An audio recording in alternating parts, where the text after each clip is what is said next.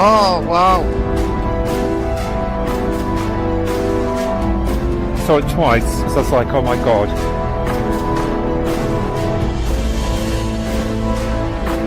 That was just weird.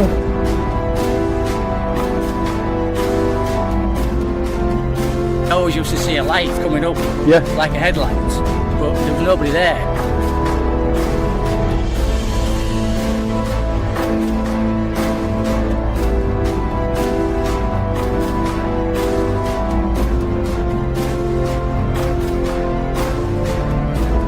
Oh, it's just disappeared.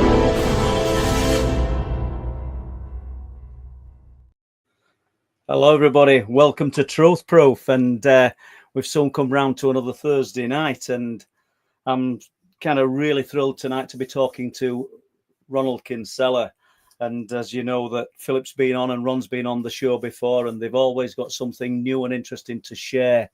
So I hope you've all had a good week, and as you can see, sunshine, I think it's touched us all, so there's no escaping it, and I think we'll see it same with Ron when he comes on the live stream. So questions in capitals, please. And 1 second, I need to attend to something. Let's have a look. Right, I've just been looking here to try and make someone a moderator who's Jem Sinclair, my daughter, and it's not allowing me to do it. I'll try one more time. It's not allowing me to do it, Gemma. So we will sort that. So Gemma's there. So Gemma's going to be doing moderating it next few weeks, along with Alison and Lee. So it's just giving me three options: put user into timeout, ban user, or remove user. Can't do it. So I just needed to get that one out of the way. Let's just have a look who's in chat before we pull Ron into the show. So we've got Sober Carper, Ginge, Stargazer Eternal, Steve Collins, Ian Linney. So Mrs. Linney's probably there. Mia Girl, Thudder 65, New Forest Explorer, Art Bell. Don't we wish? Probably the greatest paranormal UFO host that's ever spoken on the airwaves. So I really regret not being able to speak to Art Bell, but I got to speak with Howard, and I really enjoyed that. Dragonborn, Steve 071, let's have a look. Lisa, Zeno. Yeah, all good. And there's loads more. We've got well over 100 people in chat now. So apologies if we haven't got to you guys, but let's bring Ron Kinsella into the show. Hi, Ron. How are you doing? Hello, Paul. I'm very well, thank you. Very well indeed. Well, it's good to see thee. And always brilliant to speak with you guys. And it's great to spend time with you at conferences and when you come up to area. So really thrilled. And for those that don't know about Ronald and Philip's work, writers, researchers, not afraid to get out into these open spaces and actually look for evidence of the phenomena as well. So I'm looking forward to next time you come up here. And is that the last book that you wrote, Ron? Yeah, that was the last one. Short-lived, but it was out for a while. But they may come back out soon. We'll see about that. Paul. Well, that's no detriment to yourself. I know that Philip, due to ill health, as in Philip Mantle, had to sort of wind down with the books, but I'm sure that it will be resurfacing. So what have you been up to in the field of ufology and unexplained phenomena? At the moment, very little. I think that's not very. We didn't want to hear that. We didn't want to hear that. You didn't, did you? That's not very good, is it? I tell you this now. I think sometimes I go through these stages where I actually have a break, and it's good because it kind of sorts you out. You go back to your conventional things, like with me, it's my art and my computers and that, and then all of a sudden, bang, an idea comes.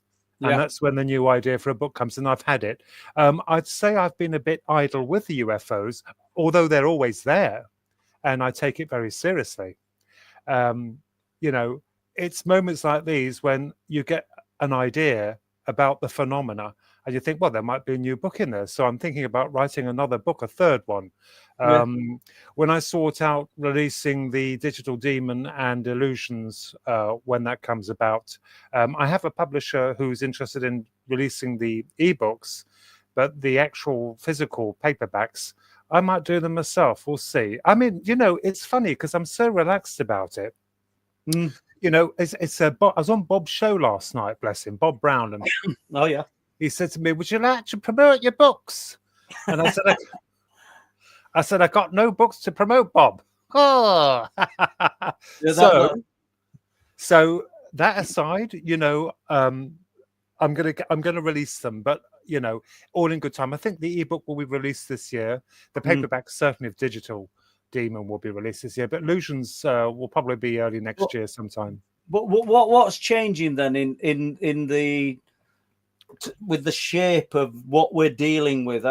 Everybody wants to say the phenomena or the unexplained, but we don't have any other words for it. What's changing or what's changed since you?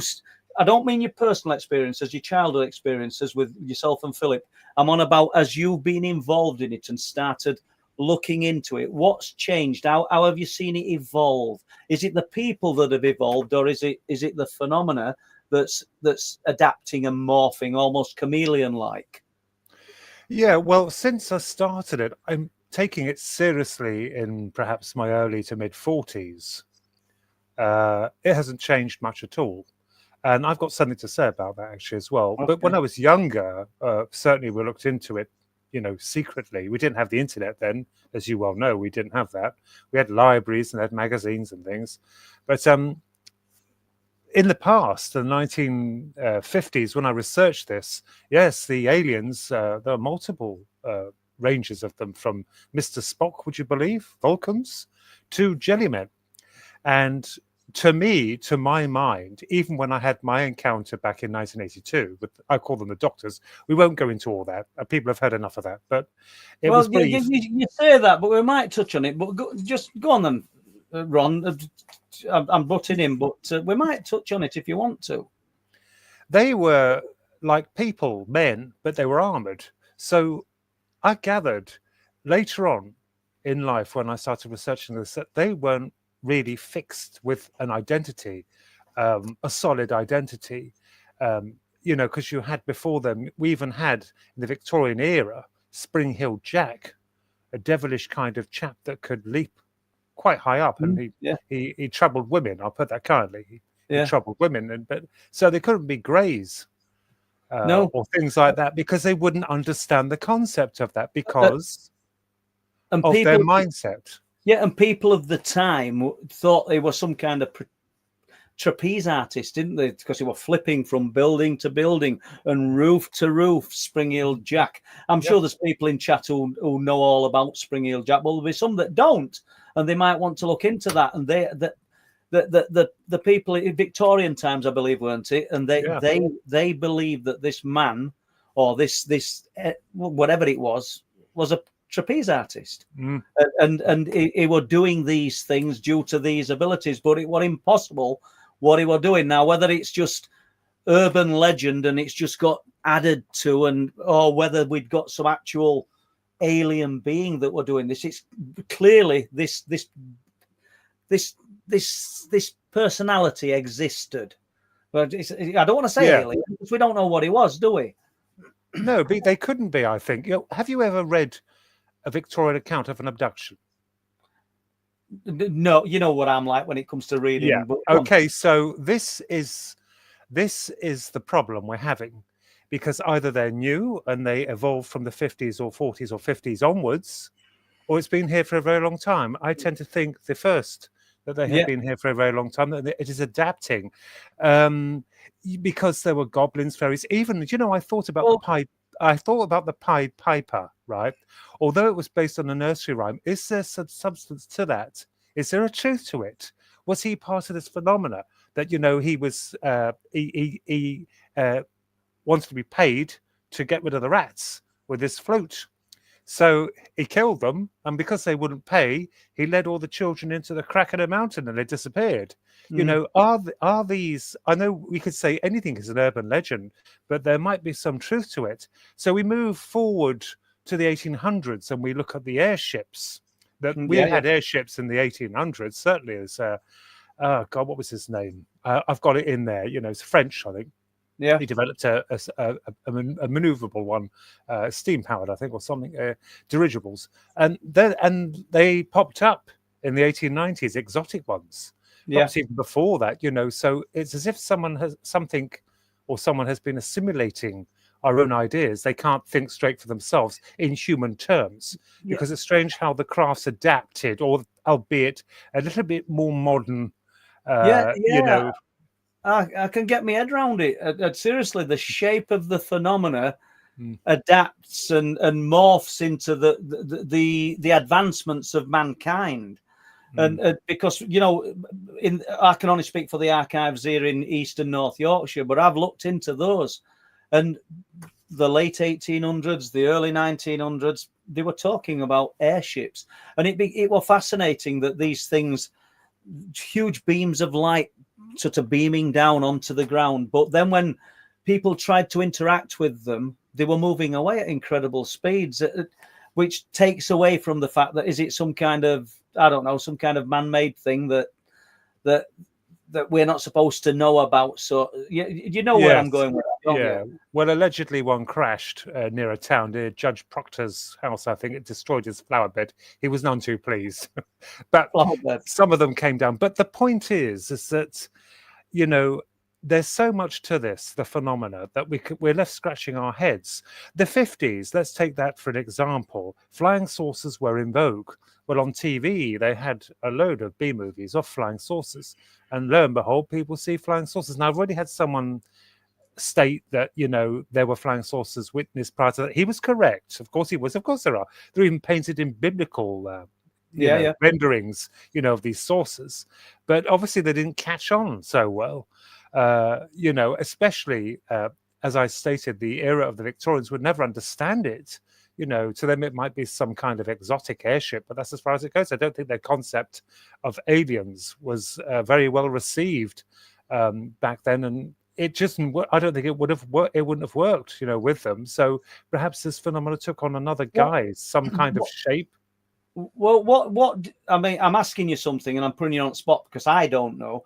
What did the Victorians see that what we could sort of what would have represented aliens? What would they have seen? What things like Spring Hill Jack. They, as you mentioned, like a trapeze artist, illusions, magicians. But that's nothing like what people are reporting today, is it? No, absolutely not. So are we all imagining this? Are we all sort of having some kind of episode that fits the things that we're dealing with at this time? And I'm not saying we are. If that's the case, then I've been chasing shadows all my life. So I'm please, people, I'm not saying we are, but what is it? It's the greatest deceiver that mankind's ever known, because it's morphing and adapting to everything that we invent, everything that we can think of. I've often thought, Ron, that we go into a situation thinking of a certain thing, not necessarily going into the situation looking for unexplained phenomena. But if we do have some kind of hit and contact with it, it kind of fits the model of what we're thinking about at that time. And if it's not something good, then we see something scary. But if we're in a good mindset, we see something euphoric and absolutely biblical and amazing. And is it playing with us? Well, I was going to suggest that these aliens, as I first started, they were a multitude of different kind of things, from Vulcans to jellymen. But I noticed through my own research, and I was there when Whitley Strieber's book Communion was published, the Greys just, they became so popular through that image of Ishtar. I believe he referred to it as being a god, a goddess, Ishtar, but it was a grey on the cover of his book. It wasn't Close Encounters of the Third Kind, although that did influence the sightings and people looking for these UFOs. It was Whitley Strieber's book in connection with the Greys. Now, they appear, these, because they're in vogue now, certainly. I mean, there's so much about them. And I wish to reiterate a point. I personally have never seen them. Philip has. People get confused, say, well, hang on, you're lying because you just said you saw them. That was my twin. I've never seen the Greys. I don't wish to. but they certainly appear embryonic in nature. Now, is this also a construct on whatever's behalf? Fresh, embryonic, newborn. We also look at. I had an argument with some people about my art of the greys. Now, I'm not very terrific at doing them because I've never seen them. I don't know what they look like, but I go by impressions of what people describe, and they keep saying all the time, "That's not how they look. That's not how they look." They always differ. And I kept thinking, is it possible, if it is this force, is only a hypothesis? I'm not saying this is factual. It's something to consider. If this is the case, it reminded me, and I've written this in Illusions, it was published in there, of this AI art, this wonderful tool or horror for us artists, I'll say that candidly, where it could not reproduce the same image twice. Now, some clever clogs came along. You'll always get one. Oh, yes, it can. No, it can't. It can't. The exact, I don't know if it will be able to, probably in the future it will, but it can't replicate the exact image of if it creates a person twice. They can get it in a shot, right, a long shot of the same thing and cut it so it looks like it can do it, but it can't, right? It's rather like this, what's happening with the greys, because they differ, whether it's in skin texture or their looks, just slightly, ever so slightly, they all differ. Is it having a problem with consistency? Because even the werewolves, although they maintain a kind of humanoid doggish stance, wolfy, I like that word, wolfy, they differ, so is it unable to maintain consistency? And if so, this is very interesting, because if this is a force, I called it in an article I published, and I think I refer to it in Illusions, our crude analogy of it in human terms would be an atomic magician is able to conjure matter, albeit briefly, because they never stay in our space for long, and then they're gone. It's very weird. I mean, it's not set in stone. Of course, this is only, as I said, an idea, but you've got to consider it. There's something else I considered about this phenomenon, because when the greys were set in vogue, they're in vogue, right? They're the main perpetrators of encounters. I mean, even Alan Godfrey's, the wonderful Alan Godfrey, his encounter, they were different. They were not the greys. And this is the police officer's encounter. Yeah, that's right. Yeah, that's right. So these have now stuck, and perhaps this is preferable for the illusion, of what we're dealing with, if they are conjured. I'm not saying they're not real. They are real. These things do appear in people's homes. If they're conjured, or who's doing it?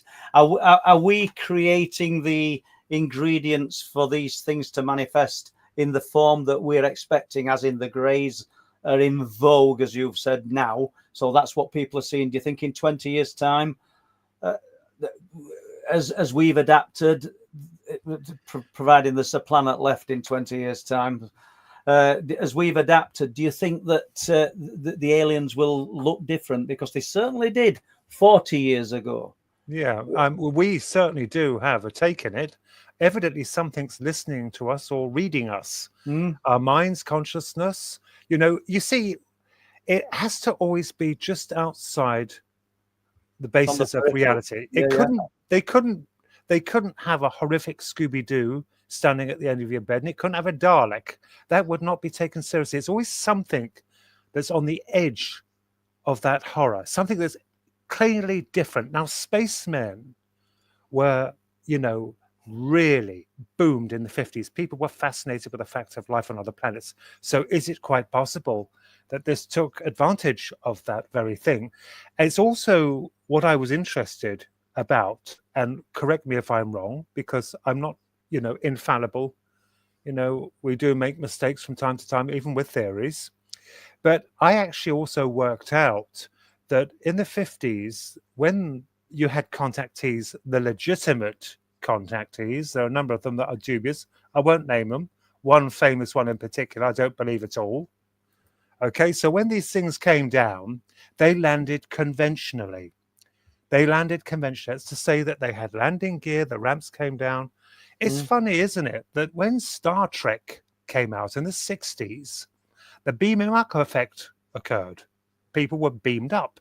Mm. I'm not saying this is the point, but it is something to consider. Was it fed this fresh idea that, oh, we'll adapt to this? This is wonderful. This is added. I think so. I think you're on the money. I really do. I think that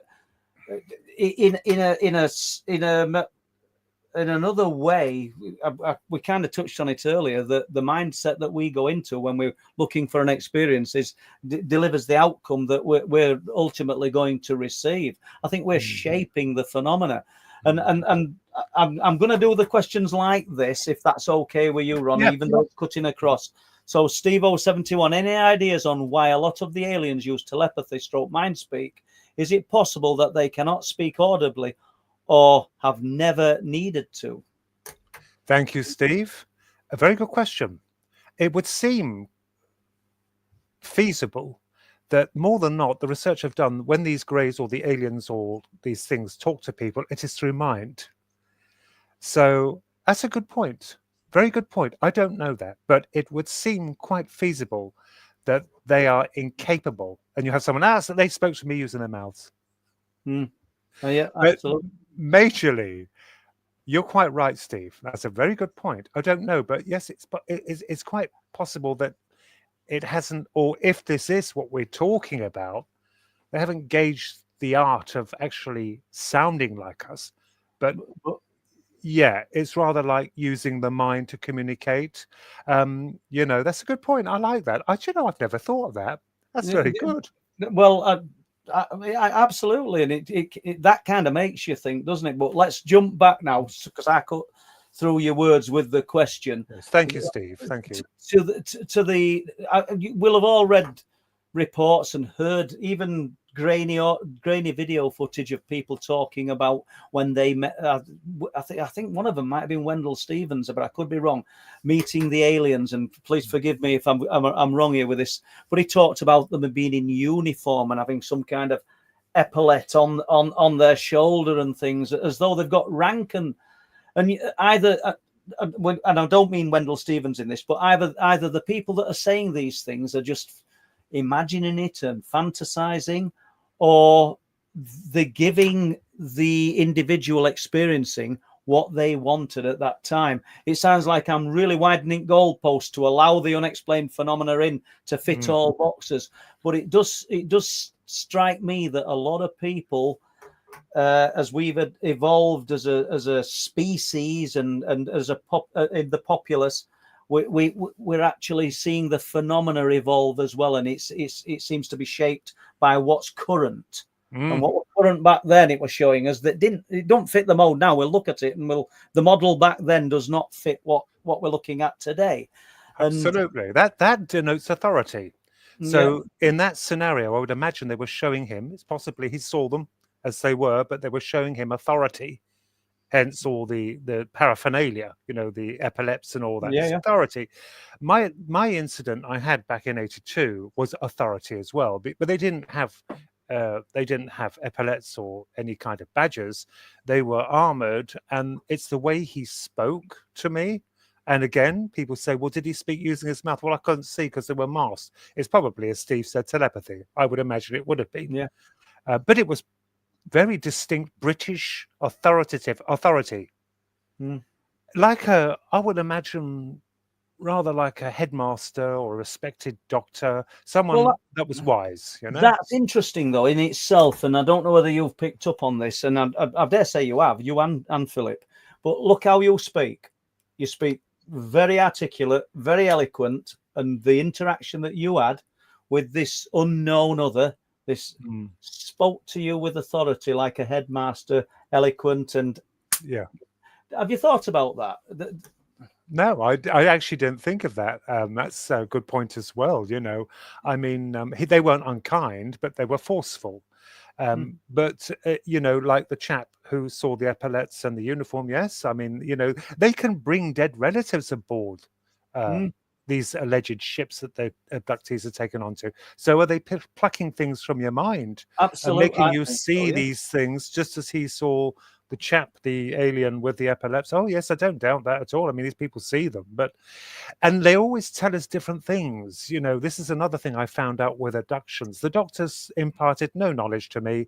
They just told me that there was an operation that needs to be done and they were going to do it. That was it. They wanted to do this, they were going to do it. What they did, I have got no idea. And It you, was- you named these beings, these unknown others, the doctors. Obviously, I'm saying Yeah. obviously they didn't say they were doctors, did they? No, I think I get it's the impression I Yeah, got from them, the medical, and people Mm. say, "Oh, it's always medical. It's always medical in it." Yes, it was medical. I Mm. couldn't see to my right. I can't remember what was there, but to the left, that curve round, and to the end here, I remember that very well. But I can't remember. And you know, when they say I was in this chair, so when they say you're paralyzed, it wasn't paralyzed like you think. It's not like you were forced. I could move, but I had no gumption. Strangely, no gumption to get up. I think that's the best way of describing it. I mean, and then he took my hand when I pleaded with him. I didn't want this operation. He took my hand. It is for your own good. He used my name, Ronald. What's interesting, also, I made this point, is that, I mean, yourself, bless you, you call me Ron anyway, but the only people who call me Ronald is when they're angry, and my grandfather, who used to call me Ronald. So it was, again, authority. You know, So- but they said when he took this tool and pressed it on the top of my hand here, this ball thing with a pen-shaped thing with a ball on the end, they said, "Did you count his fingers?" No, I didn't count his fingers. I can't remember what he had. I've had to illustrate a hand in my book to give emphasis of him holding it, but I couldn't remember that at all, you know, although they were like people, they were armored like men. It's interesting, though, isn't it, that the terminology that were used and the tone that were used is I can't know how you were brought up, but it strikes me listening to you that it's kind of the same way that you would have been treated by superiors, by adults in your own life, which kind of which tells us that these unknown others know all the buttons to press to get the best ingredients out of a person. Yes, it took a long time to think about it. And even today, I don't know what they were. I couldn't tell you. I don't think I've ever called them alien. If I had, it's just to emphasize a point of them being different. But as for spacemen, I don't know. I don't think so. It's very strange, isn't it? I mean, you know, what would they want with me? I kept thinking, what the hell would they do? But there again, everyone else. What would they want with anyone? Hmm. You know, and there's people probably in this chat with nearly 200 people in chat. There's people in chat who probably had far more detailed and profound experiences than you will ever have, or I will ever have. And they're sat there just monitoring and maybe just looking for pieces to their own puzzle because none of it makes sense to them. How long after the experiences, maybe you spoke to Philip about it, did it take you to start speaking openly like you're doing today? I would imagine that would be perhaps from 2011.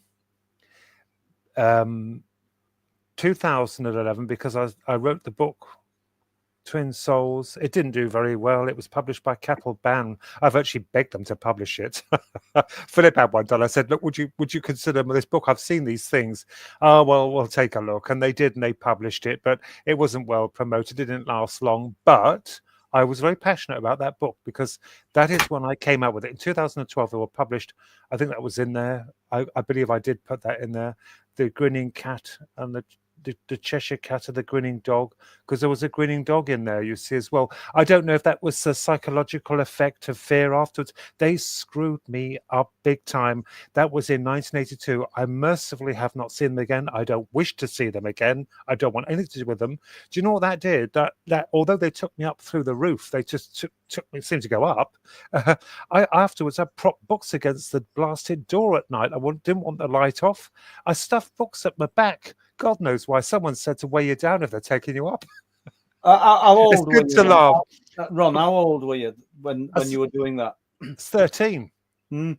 And even today, I've got to have some kind of nightlight on, a little thing, you know, something, you know, and people say, well, you're a big baby. But no, it was horrifying. You know, they weren't nasty.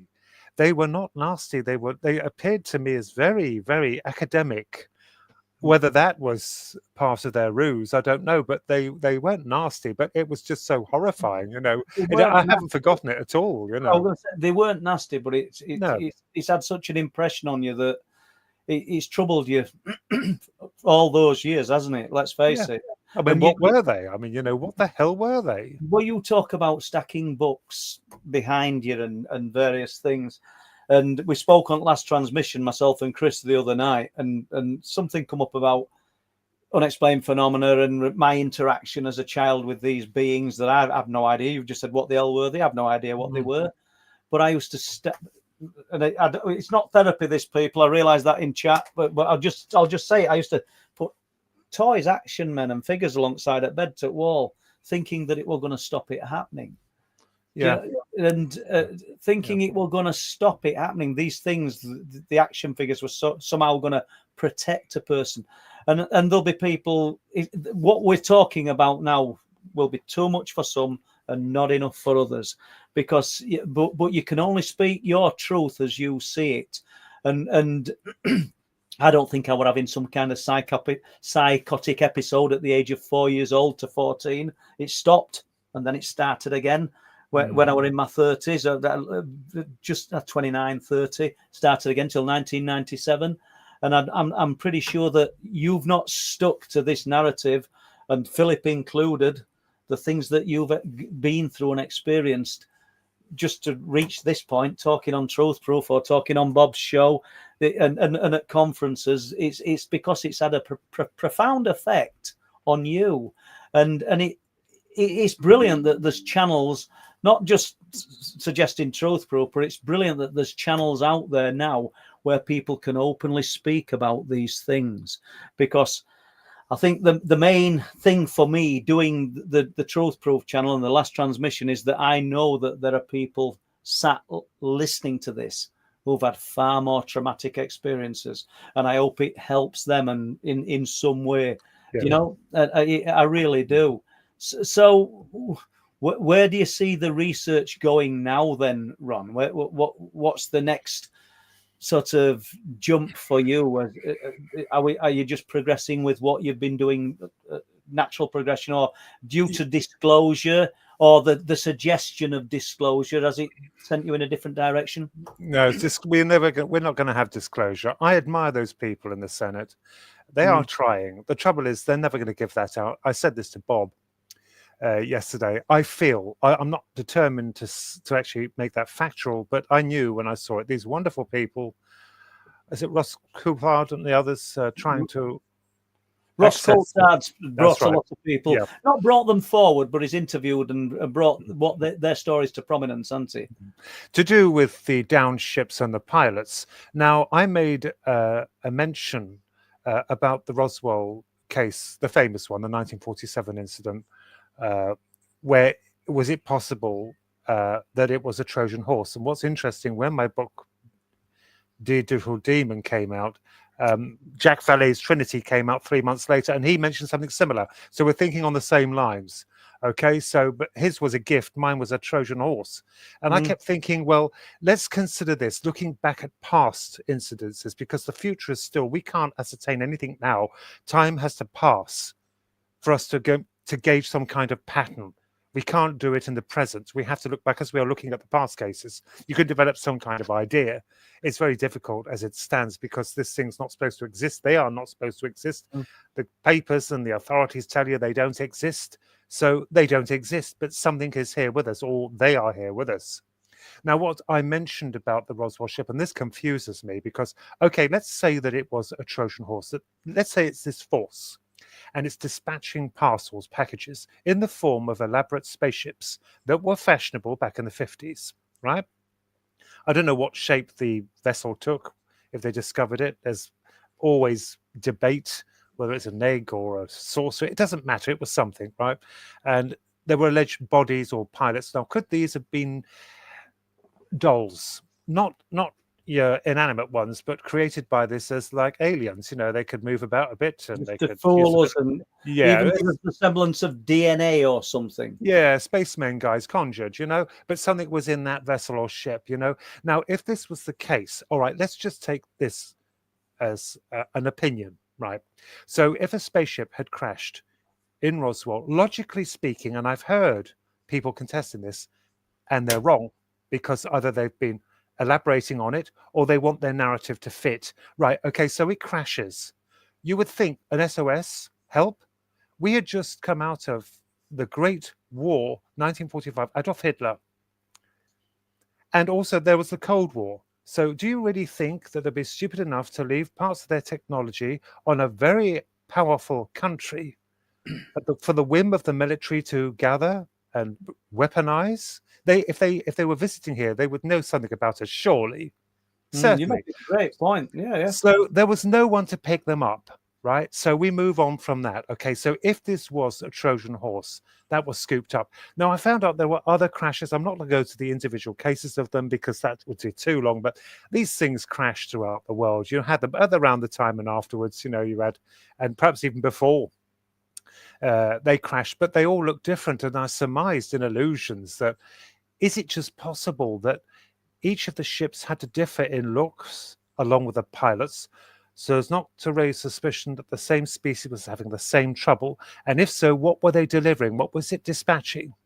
Well, do you think it was knowledge? Do you think they were dispatching knowledge? No, No, I don't think they would. Why would they make us wiser? So you don't think? I'm just devil's advocate here. You don't think they were dispatching knowledge that would favour one side or another? Because if you look back through time and look at ancient texts, you can see that warring factions have documented that shields appeared in the sky and all sorts of things happened. That they levelled one army and left this other one Germany. standing. Well, not just Germany. I mean, we're going back to Roman times, but obviously, go on. Sorry, I've cut through your words there. No. That's it's a good idea. I don't know. I mean, knowledge? No, I don't think so. Technology, possibly. Well, technology must be knowledge. Well, I mean, it's funny, isn't it? We have to consider the fact that we had moved from the valve quite briskly to the transistor to the microprocessor. Was this part of the Roswell inception? And if so, why? Why does it wish to speed us up? If that was the case, why would it want us to be sped up with a technological know-how? Does it have knowledge of our future? Does it have an insight or foresight of what's going to happen? Is it creating this kind of electronic utopia in the knowledge that eventually it will turn against us and imprison us? If that is the case, let's just take that scenario. If that is the case itself, if that's one of the cases, it would prove that this force is unable to be present here permanently, or it's limited in number. It is possibility. Weak, strong and individually, but weak, in that capacity. If we look at that point of view, and if it is this kind of atomic magician, I mean, they may well have been aliens from other dimensions or, planets. But again, I stated that it seems very unlikely because there would have been some backup. Surely, if we send troops out to a foreign country, they're going to have a backup. They're going to get their men out. They're going to get their men out behind. That's right. You don't leave your own kind behind unless it was contrived. We're thinking in human terms, and I don't know. It's difficult, but I'm on the same page. I've got a question here. Let's just show this question. Let's have a look. Sober Carper. Hi, Ronald. What do you think of the idea that it is the phenomenon itself which is governing the world's leaders as to what can be released and when regarding disclosure? Thank you, Sober Carper. A very good point. Yes, it's quite possible. It's rather like, it reminds me of the Wizard of Oz, with the magician behind the curtain. They pull it back and they see him there pulling all the strings. Who's pulling these strings? We can't be certain, of course, but let's just take that scenario. Yeah. If it is, it's quite dark, isn't it? Because it doesn't seem to have any care for us. Only its masters, who probably will be disposed of eventually as well, I would imagine. But they can't see it; they're blind to it. If this was a negative force, very smart. Yes, absolutely. I like that. Yes, it could well be manipulating the world leaders. If we look at politics, we're not going to go down that road because I'm fed up with it. But if you look at a number of leaders, like our glorious leader, I'll say that sarcastically. Are you talking And you- about Linny? Are you talking about Linny who comes onto Clifftops with us? Am I joking? You've got him, France, Canada, Europe. It's their tunnel visioned. They won't listen to anything. So they're following some kind of agenda. We know this.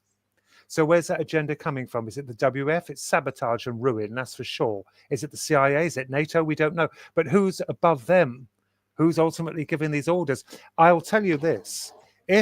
I personally wouldn't, because like the rest of you good folk out there, we're good souls, but who knows what they think like the others. But if they, let's just say, were in possession or were greeted with a force that was absolutely like a magician, offering riches. It's funny how these people are rich, isn't it? Most of them are. Yeah, Rich, absolutely. bountiful riches and positions of power. They're going to bend over backwards. But what's the price? What is the price? And do these people know what the price is? I don't think so. Either. I don't know what the price is. If it lies like they do, or causes these kind of illusions, then it's going to be deceptive, isn't it? So, it'll shoot them or kill them or whatever manner it might well do when it's just use them. I think what it is, this is just my opinion, Ron, is that whatever it is, the price. Let's assume there's a price. I think it extends far beyond this life. I think there's much more to this life and Hugh and people in chat and myself than what there is now, what I'm projecting now and speaking about now. And I think what we probably do in this life as a massive influence on what we see and what we receive and what's waiting in the afterlife. And I could be wrong. I'm not a prophet, but I just believe that there is something more profound to what happens after we leave this mortal coil. And let me tell you. Yeah, go on. Sorry. Let me tell you, you're quite right on that, because what this doesn't like, and this is, I think we can all vouch for this. We can all state this is correct.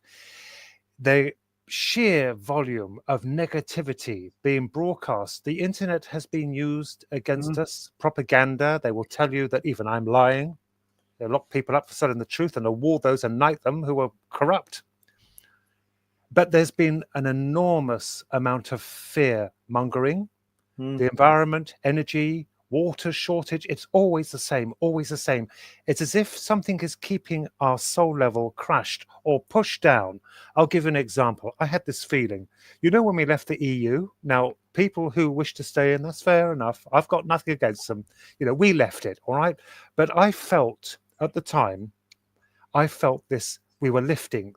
Humanity was gaining some, not because of that, it was global. It felt during that time that we were ascending to something that was good, that, there would be some goodness.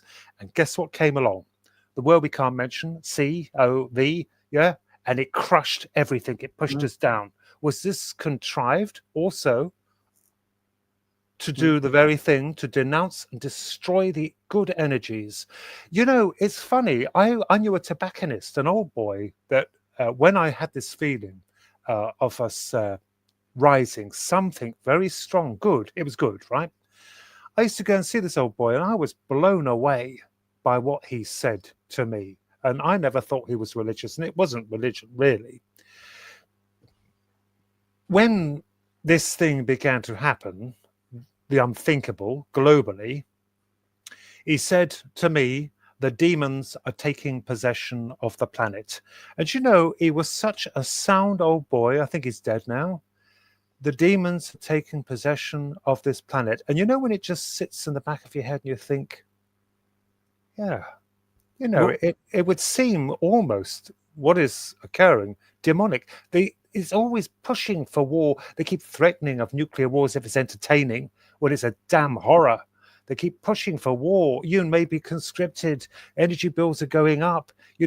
Climate change, all this just every day and every hour is just keeping us negated. Is it possible that they know something, our spiritual assets, the very source of us, can be, what's the word I could use, doused? Yeah, absolutely. Dwindled. Yeah, absolutely. Cooled to the point of losing all hope. And you make a good point. And I'm going to jump to another question. Not disrespect what you've just said, by the way. These beings shapeshift. Can they change from human-looking to animal to light form to black shadows? I've got footage. Maybe they need to blend in, Paul. But Lisa makes a good point. They do seem to be. We're seeing all sorts of things at the moment, Lisa, and people do realise that I cite the location where we sort of spend a lot of time, but just when you think you're not going to see anything different, something different occurs. So, what are your views on Lisa's question? Yeah, it's quite possible. The atomic magician will call it that, give it a crude name for a force something. It's only one ideology of this entire spectrum. I mean, there's lots to it. I don't think it's everything. It is a part of it, I think. A copycat, a trickster, as you refer to it as a trickster, Paul. I remembered a friend of mine, a very good spiritual friend. He's a very good man. And as an artist, his name's Frank. He saw one of the reptilians, this man change into one of these reptilians. And he described it to me, and it was fascinating. He saw it. He saw this change. I think it was brief. So is it that this thing has a hold of people, or are they true shapeshifters? I don't know. But the atomic magician is one element of it. They might be quite separate. And are you talking about Frank Willis? Yep. Yeah, I'd love to get Frank on here and talk about what he saw and what he experienced. And if you're watching this, Frank, get in touch, because I know he does odd times. But what I find fascinating is that you're talking about Frank saying he's seen this transformation. And I don't know to what degree, because you've spoke to him about it and I haven't. But I do know that when he spoke at a conference, a lot of people unconnected to one another saw Frank change. Did you know that? No, I did not know that, Paul. Yeah, and Frank won't mind me saying it, I hope, because it were in no way bad. No.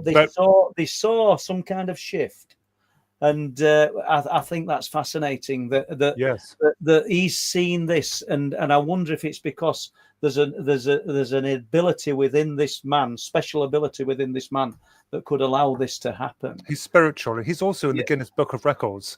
He's a remarkable gentleman, and he's so honest, absolutely wonderful individual. Seriously, lovely. In the Guinness Book of Records. So enlighten me. For using, it will kill me. I can't remember. It's something to do with the mind, being able to bust bricks, loads of heavy concrete with just his mind and his bare hand. Really? So he's spiritual. He's connected to these arts. He'll kill me. He'll kill me because I've forgotten it. But he's a remarkable gentleman, very remarkable. Will probably kill me as well. And an artist. I don't think he will. He's a great guy, and I'd love to get Frank on and spend an hour or so talking to him, because he's got a lot to offer and share with people. So let's just have a look at another question here, shall we? Thank you, Lisa, for that. Yeah, thank you. By what mechanisms can our minds shape their appearance, and why do they all look this? I don't know if they do look all the same on camera, Julie, but I'll take it. Are we talking about UFOs, light, as in spheres of light? I don't know. What do you think? I can't answer that because I don't know. All right. No.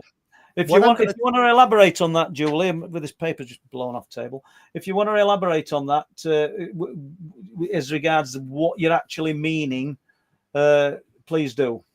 There's one interesting thing I wish to mention about this phenomena is that in 2010, I saw one of these triangular ships. Right now, I used to watch Unsolved Mysteries in the 90s. I was fascinated by it. And the host then was Robert Stack. I loved Robert Stack. He was like your old granddad, wasn't he? Tonight on Unsolved Mysteries. So I remembered seeing I can't do his voice exactly, but it's like your granddad. Very distinct. Okay. So I saw the Belgian wave, the triangular ships. I was fascinated because police officers saw them as well. I think it was over a cathedral or something, and then it traveled through these fields. There were a number of them. And I was fascinated with that, certainly through the police officers who'd witnessed it. Police. So, then it gave credence to what we were being told. I know it sounds very, demeaning for people like us, but that's the way it was then. They would trust more authoritative figures or, civil service people. I think to a certain degree, I think that's still the same today. Why somebody should be a better witness, Ron, than another person just because they're a police officer or a Coast Guard, because, I mean, I'm not going to be a Coast Guard, but you could apply for a job and become a Coast Guard. Does that instantly make me a better witness? I don't know, Anyway, this ship. So I had seen the brilliant reconstruction they'd done on Unsolved Mysteries with the wonderful Robert Stack, who I love to bits, old granddad. Right, so we looked at them and they were angular and thin, right? And they got all these girders under them and these lights and that. So it was 2010. I could not believe it. I could not believe it. It was August. I saw one of these in broad daylight, right? It came right over my head, slightly away beyond the tree. It was massive. Now, this thing was not like Unsolved Mysteries takes or what was currently reported. They were angular and thin. This was, I call it, and I don't mean to be disrespectful, the fat triangle, because on Unsolved Mysteries about that, this one was massive. Yeah. But what was interesting about this sighting, this is what also spurred me to write Twin Souls, the book for Capital Bam I was talking about earlier. Now, what was interesting about this triangle, it was a great big lump of black iron just hanging there, and it was moving, right? So the corners were not angular, they were curved. The corners were curved. I couldn't see the front, I couldn't see the top because it was passing, but I saw the side and the belly and the rear. There were no girders on it. There was no lights on it. It looked like it'd been molded, like it'd been dropped in a vat and plucked out, but it was real. It was there. I could not believe it. And one thing I did notice as it was passing, the speed of an aircraft, no sound, no vibration, right? As it was passing very gradually, I was so gobsmacked. You're like a hare staring in front of a car with its headlights at full blast. I'm gobsmacked, right? But I got a good look at it. But one thing that did interest me was that we have a lot of birds where we are. They're flittering around all over the place. When that thing passed, there were no birds. And this was quite evident to me. There was nothing there, no. And it's as if all the sound just dwindled because out of the area. But and so in answer to that question from the mind, I don't think so. Perhaps with this thing I was talking about, yes, but this, unless it was elaborated upon, being if so fat and curved. But Ron, you talked about it, and I know these are just observations, but you talked about it looking like iron. Yeah. So you're not talking about an exotic metal, titanium. Iron. Why would you say iron? I don't know. It's the thing that comes to mind. It was like it had been to mind. Yeah, it came to mind. Black iron. It was a slab, as if it had been molded. It's just drifting along. Before we go to, there's another question here I want to ask from it's Lisa. But can you remember when you came through last year? You and Philip, and we visited various locations, and I think we went to Staxton Wold, the radar base. We visited the burial mound of Willie Howe, and we also went to Danes Dyke, where I've been today, and managed to get blasted with this radiation. But let's just start with Willie Howe, because I can't remember, because obviously people in the chat do know that you're twins, and I can't remember whether it was you or Philip who heard the echo when we went there, and one of you walked in front and I stayed with either you or Philip.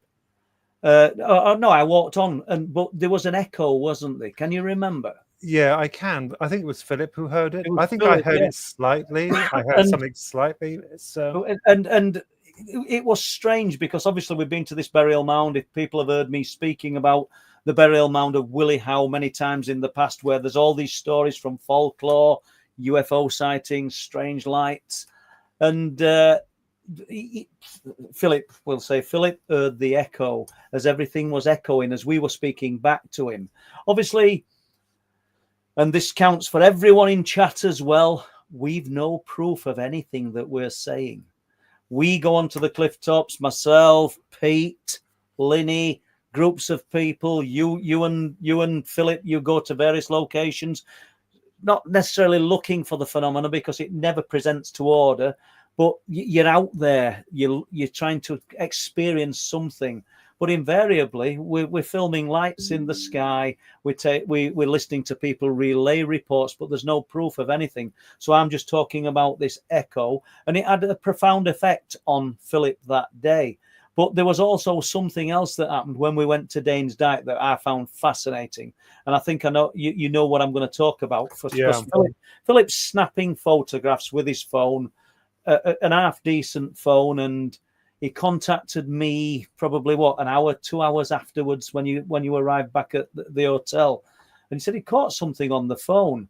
And I'm just going to put there's two photographs and there's one bit of footage, and we've used, if Linny's still in chat, we've used Linny as a guinea pig because me and Ian went up there afterwards, just as a size comparison. So Ian's, I don't know, 6'2".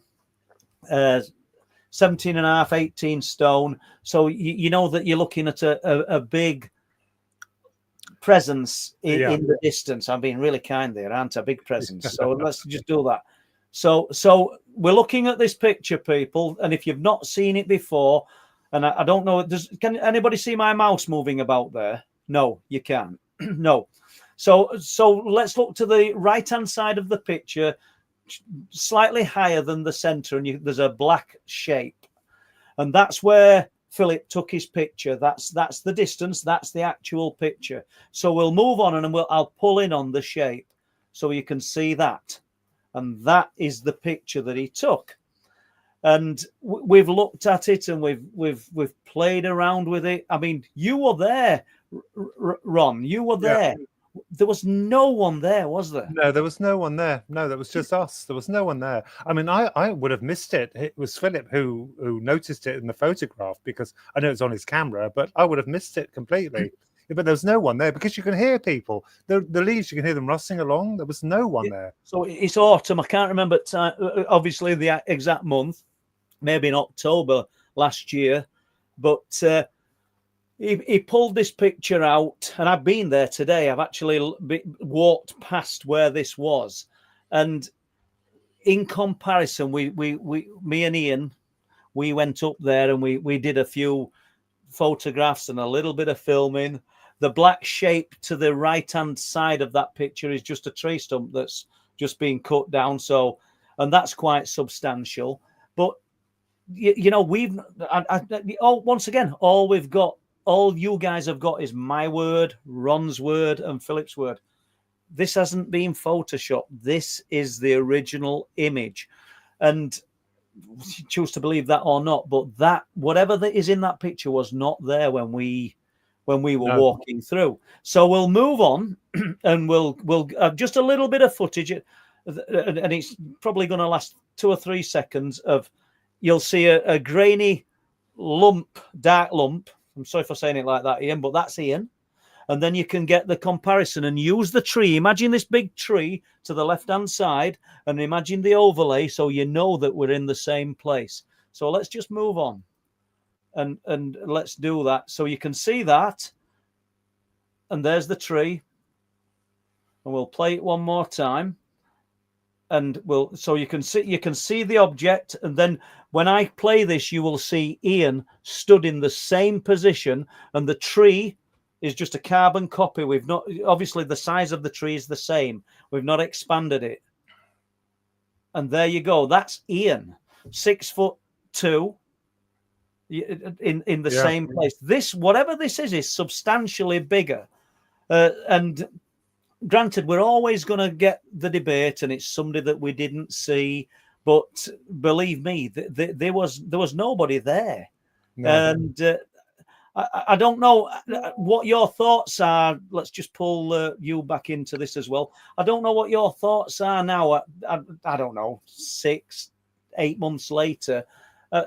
If any, have you considered what that might have been? Because it just happened that you've got. I were walking around with 2 paranormal investigators, and this happens. Yeah, no, you can't even see really. It's humanoid, but what it is, I couldn't say. But all I will say is that there was nothing there. We know that because we were there, Paul. Nothing was there at all, and I didn't know it was a slope as well, so it's even bigger. You know, it will be much larger because I kept thinking, is it coming out of the ground? But it's not. It's actually a small ledge going down there as well. So, and when you consider the size of Ian, you realise that this, and it's sharp and defined, which is odd because we've not done anything to the photograph. And do you know, there's so many different things come out of that particular area. You know, there's a young woman and she'd got a young son with her. I think he was, I don't know, 8 or 9 years old.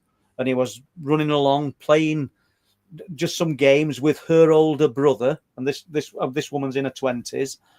And she got in touch with me to say that they're literally 20 or 30 feet away.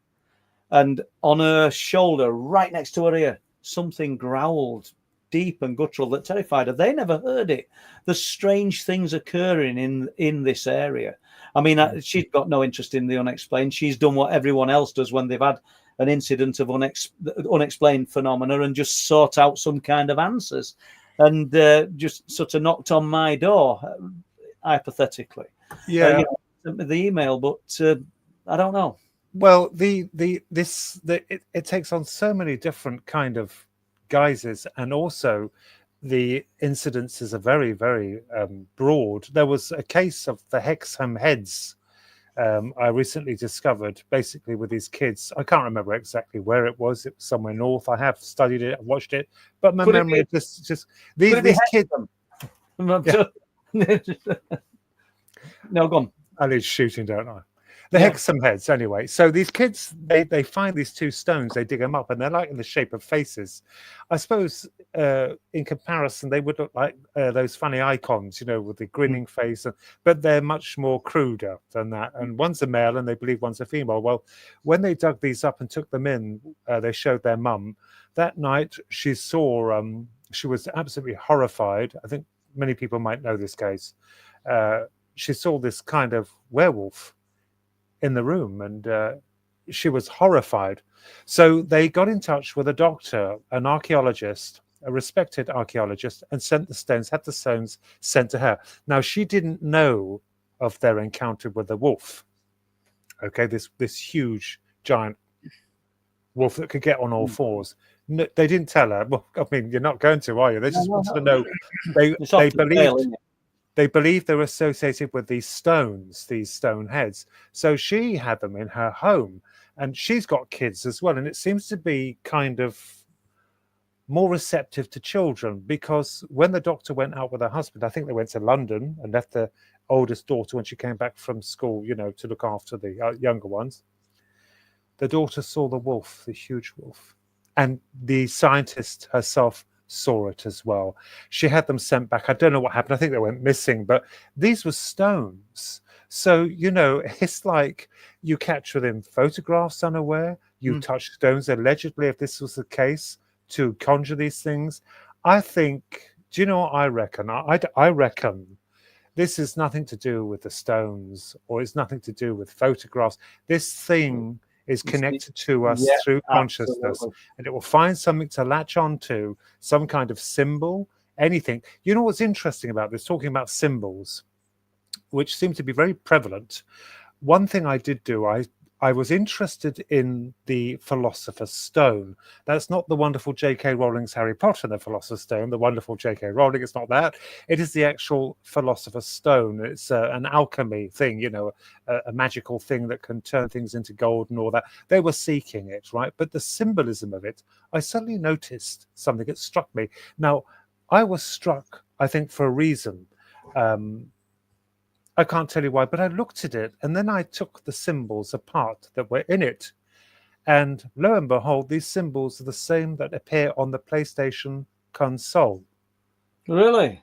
Yep. It's a circle, a square, and a triangle. The other one's an X. And so when I looked at the Philosopher's Stone, it is a circle, triangle, and a square, right? Well, there are many of these UFOs, and this was ancient. I mean, I know they've been recorded in biblical terms and all that, you know. I don't want to be contradicted by that because it's quite right. Yes, they would be right. But the UFOs are not spherical, triangular, and square. Someone say, "Oh, that's an easy fix." You know, you're just trying to make it fit. But no, it's just something that interested me. Is it using symbolisms? And I'm wittingly looking at them. Some kind of trigger to give it something. Some, you know, kind of what would you call it? Steroid to give it the oomph to do these things. So, is it subliminal messaging then? Do you think? I mean, you're talking about the circle, the triangle, and the square, and then you've obviously there might not be no connection to what you've just said, but then you've just talked about seeing this, and is it just coincidence, or are we being led in a certain direction? And the stone was the base plate, the start of all this. It's maybe a leap too far for some people. I don't know, because I didn't know anything about it until you'd said that, but I don't know. It's fascinating. And you know, you're talking about the philosopher's stone and turning base metal into gold, and I just a little plug for Bridlington here, really, because I think it's got so many pluses for it, even though we're a town it's pretty run down where we live, and there's a lot of minuses for it, but let's not be too negative, because I think that can be said all over the UK. But we had, I don't know the exact year, but there was a man called George Ripley, who I think he was the canon of Bridlington Priory, and he was the guy that he wrote the book called The Blossom Book of Alchemy, and he was trying to turn base metal into stone.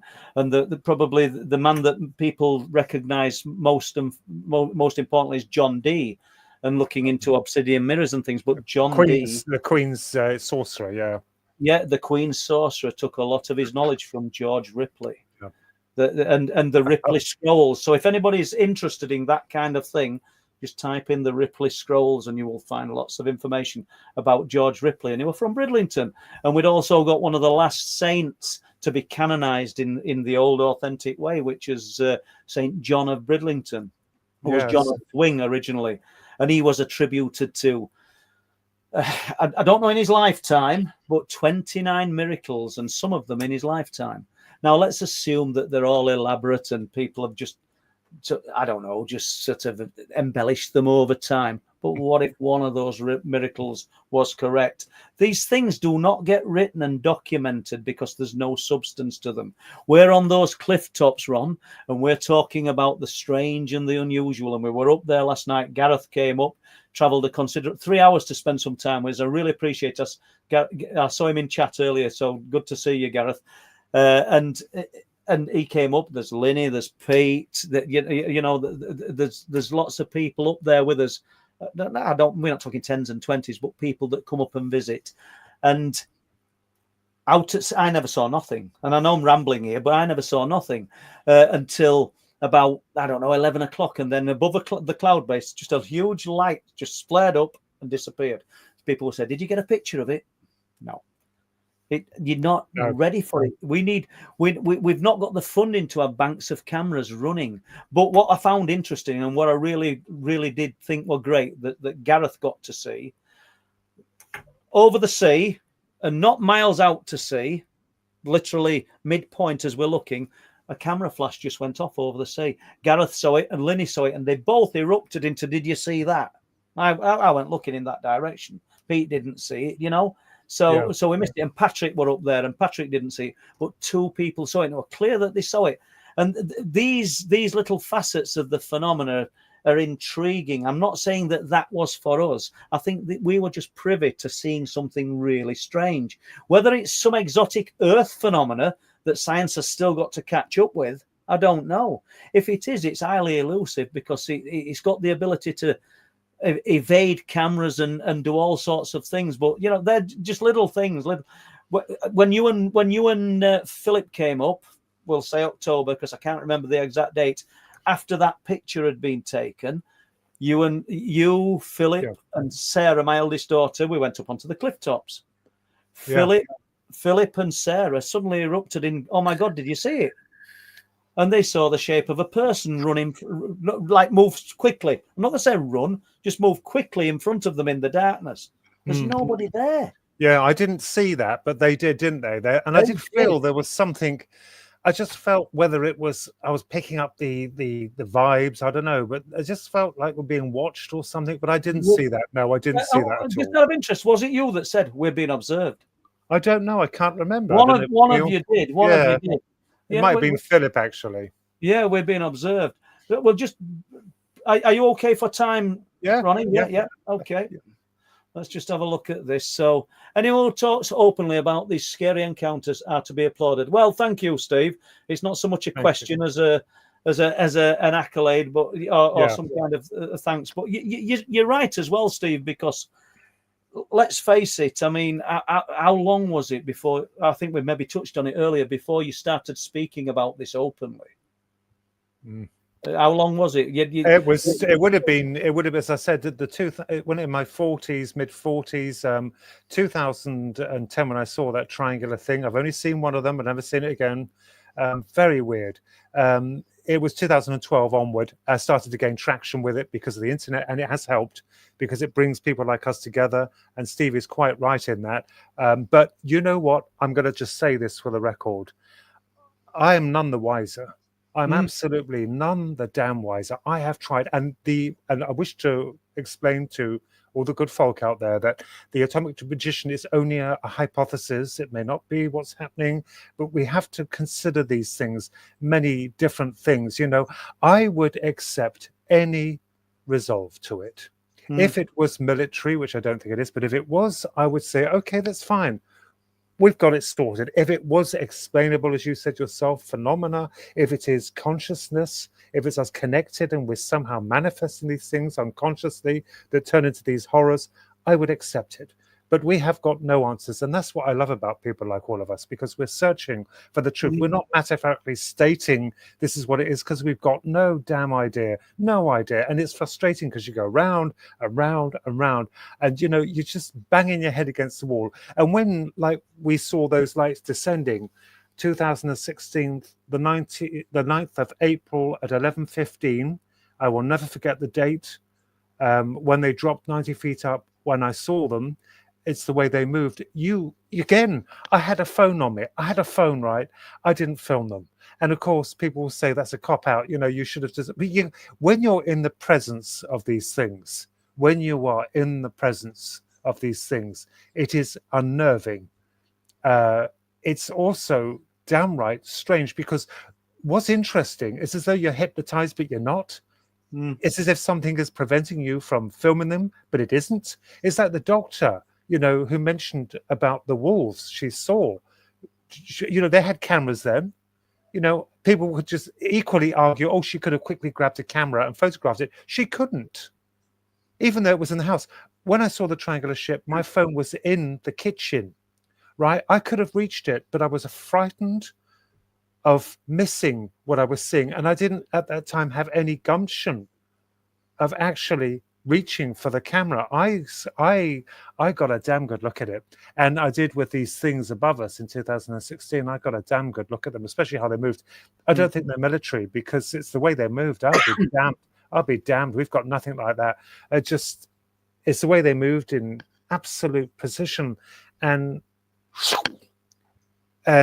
it's as if they were moving on glass. They're evidently impervious to friction. If that's what they were, if they were physically there, you know, we could even argue that is this again an illusion?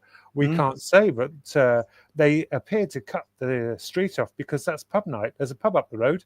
There was not one soul. And when we spoke during that time, when those lights descended, you know, like when it snows heavy.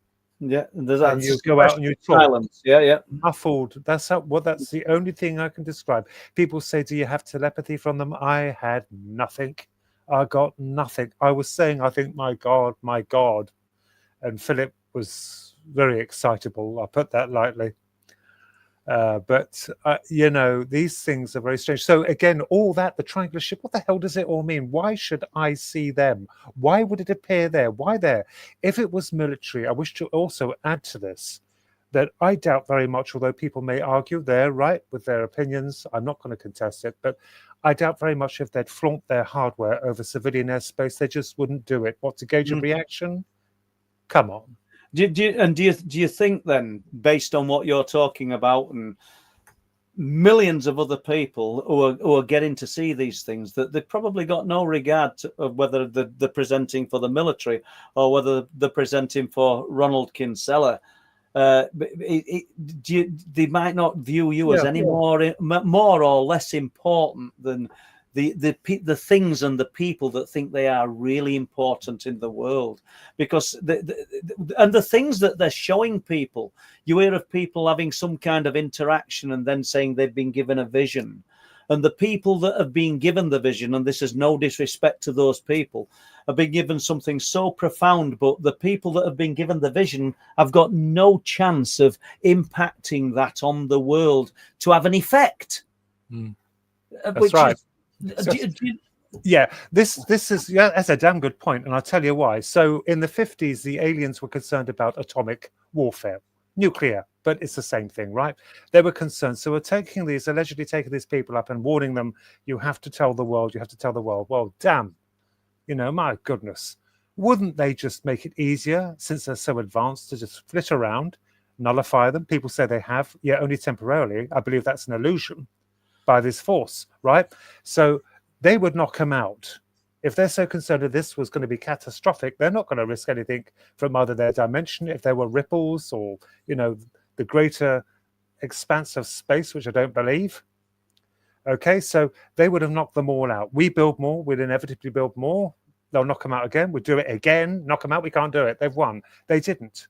Okay, so then we move on to this environmental issue, which the Greys were reiterating to adaptees, stating that they're concerned. Oh, here we go. It's the environment. Now they've done bugger all. They've done nothing.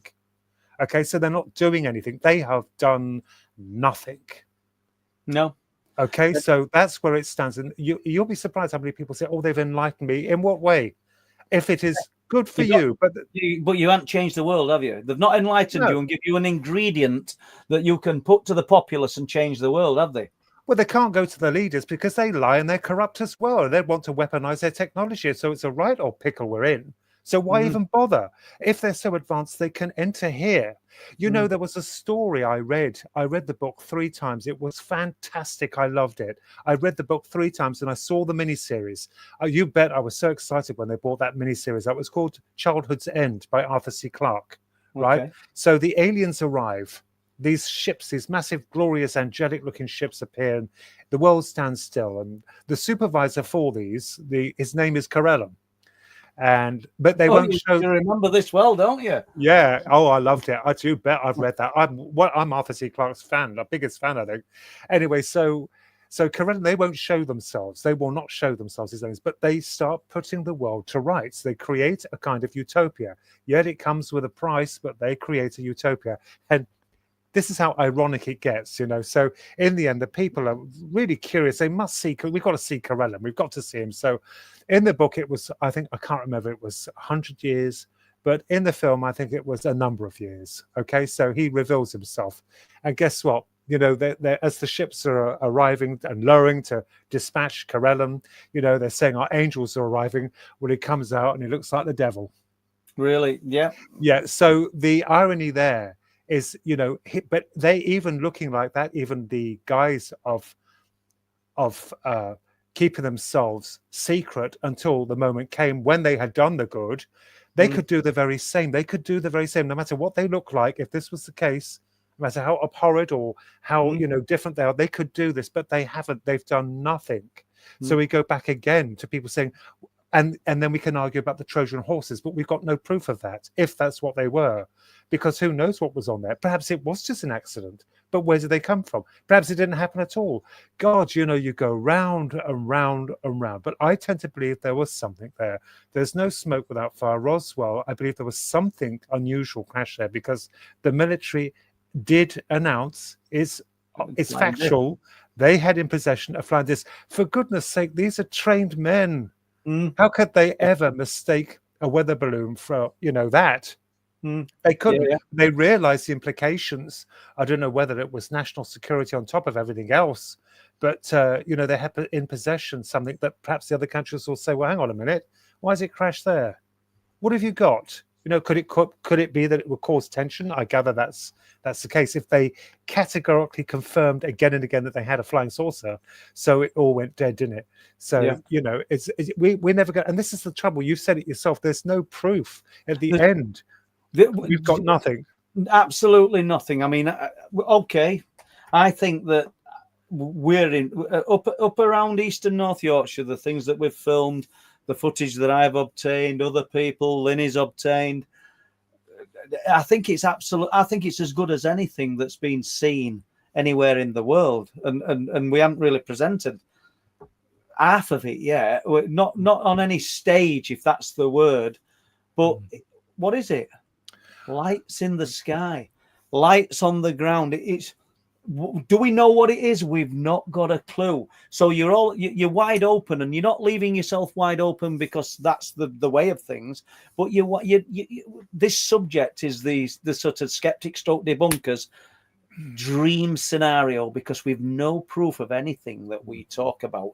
Yet we're going on for 230 people in chat, and then unless you're here because you're just rolling your eyes and thinking what a load of B or BS. Most of you are here because either you've got a loved one, mum, dad, husband, wife, child who's had the most profound experience, and you know that they're on the level, or you've had one yourself, and that's why people are gravitating to sites like Truth Proof and other live streams, which are equally amazing all over the world, because these places are outlets and places to vent and listen to other people share little pieces of the jigsaw that might fit. So we've got no proof ultimately of anything, but that's the grand design of things. And if these beings of unknown origin are so far ahead of us, and you touched on it, and I wrote down, is our future mapped out? Just as a little note earlier when you were talking about things, if it's a big if, because we really don't know, and I don't know, but if everything's mapped out and preordained and pre-planned, we've no chance of ever catching the tail of what it is that we're chasing. And I'm sorry to say that, people, because obviously we were looking for answers, and that won't stop me looking, it won't stop Ronnie looking, and it won't stop Philip or any of you guys in the chat. But that's how I look at it, and I enjoy the chase. Let's put it that way. Yeah, it makes me think about, as I was saying, about people being warned about the nuclear war and environment. They're muddying the pool themselves. Whatever it is, they're telling us contradictory things. It's like they want you to believe this, they want you to believe that.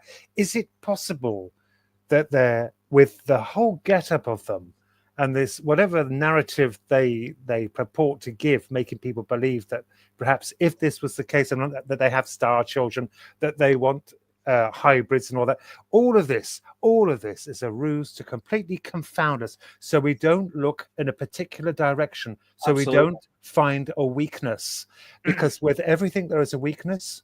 And it's like we're being stirred again and again and again. It's stirring it. So we keep chasing, as you said, our tails. We keep pursuing this and we're pursuing that, but we're not looking or thinking as it would hope we don't. Do you know, and I don't mean that I'm right in this, but you sort of touched on something earlier, and you tapped on your head and you said the answers. We know the answers, the actual thinking answers lie inside our own minds, but the keys to opening this enigma are inside our own minds. And obviously I'll let you give your thoughts on this in a moment, but we know periods of deep bereavement, deep loss, and people go into a different kind of mind state, and they claim that they see things, the loved ones. Whether it's some illusion and we're conjuring it, I don't know. But they claim that they tap into this unknown other. And other times when there's traumatic things happening, we seem to be able to enter this other state that allows us to connect with the unknown. And so when you tapped on your head earlier, probably an hour ago, and you said, it's all in here. I kind of tapped on inside my head and thought, you're so right. I do believe that. Yeah, I mean, as I stated earlier, the news media is quite negative. It constantly is negative. So is this a weapon? One of its weapons it's armed with to keep us pushed down.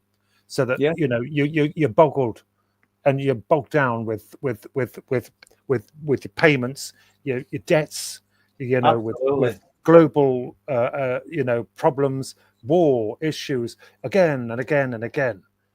So we don't. Perhaps it just is trying to confound us. And that is why, obviously, we talk about intelligence and advancements in mankind, and an early man who wouldn't have absolutely no clue what that is that I'm holding up now, a pen, or the concept that you can press a button and a light comes on.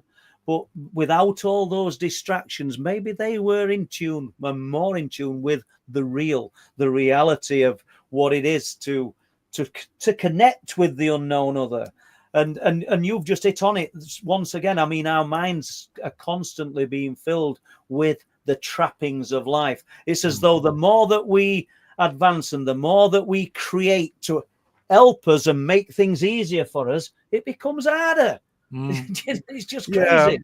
On the matter of disclosure, which I admire the Senate for trying all they can to, and it's not going to happen because this will give them time to just shift all the goods, the pilots, the dead pilots, the relics of the ships. They'll just shift them for somewhere else. So when they got the keys and open up the door, there's nothing there.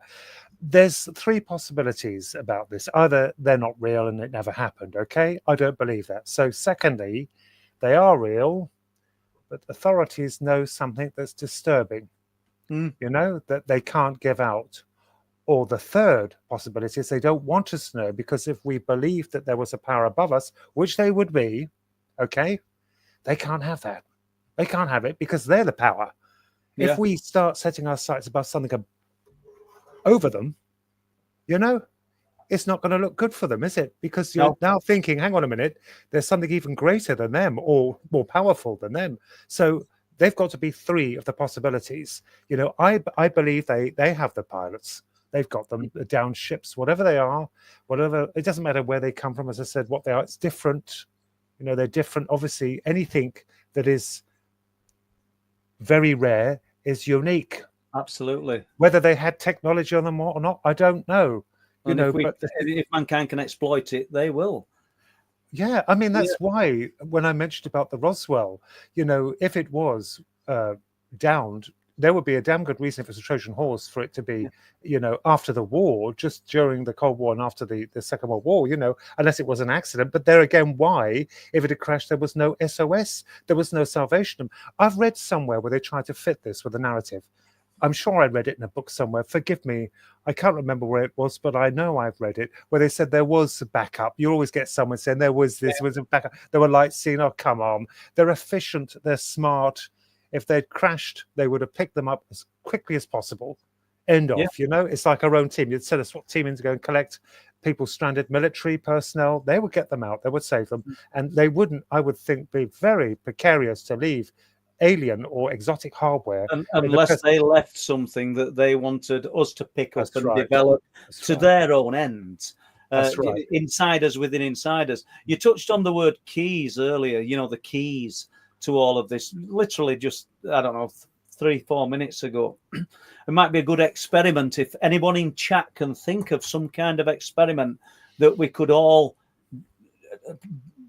participate in, where we might be able to get some kind of result. And I don't know, there's nothing, the keys to the inner universe, which is inside here, and maybe tap into something. I always cite the subtitle of the second book, Beyond the Thinking Mind, because a lot of the times we're all in a daydream, or we're all caught off guard when this happens, because we never see it arriving. We never read. If we set out there and we're looking for it, it doesn't happen. It happens when we least expect it. And it'd be wonderful if somebody could think of something in chat or after this, listening to this, what a lot of people could think about and perform and see whether we could get a result. And I don't know, you realize this is vague, people, because I don't know what that result would be, and I don't know what that question would be. But if we're right and we're running along the narrative that everything that we're looking into is tuned in by the human mind, the inner universe, we'll call it, then this is the path that we've got to follow. CE5. I'm not a fan or a disbeliever. I've got no pluses or minuses regards CE5 because I believe it's all been done before.